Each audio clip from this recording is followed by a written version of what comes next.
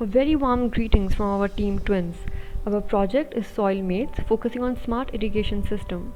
Myself Anushri Krishnia and my teammate Bhavya Narang will be presenting you on this topic. We'll first introduce you with the topic and the requirements we'll be needing for it, and then the objective, and then as the slide says, we'll discuss all the points further.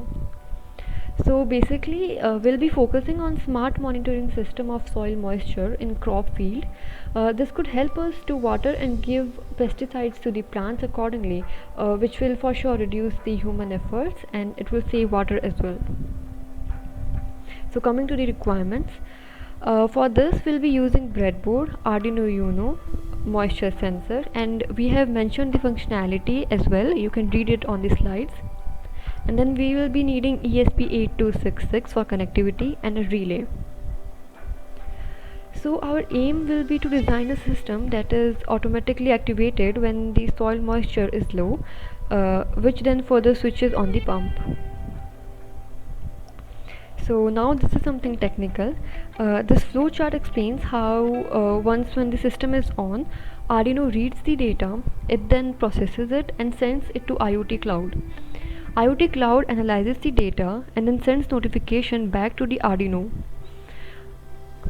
The notification it says yes or no. If yes, Arduino switches the pump on. If no, it goes back to the loop. Once the pump is switched on, crops are being watered, and then the system is put on off. Here is the well-built and robust schematic diagram of our model.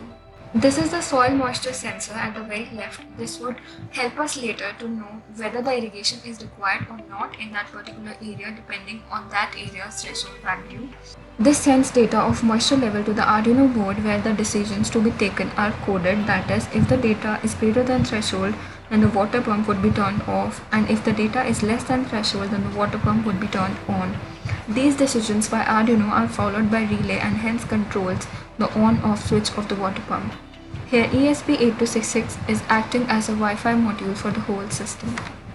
So the conclusion here is that now the manual traditional way of irrigation can be exchanged with the new, simpler and easier automatic way of irrigation which is done by the IoT system based on the threshold moisture level.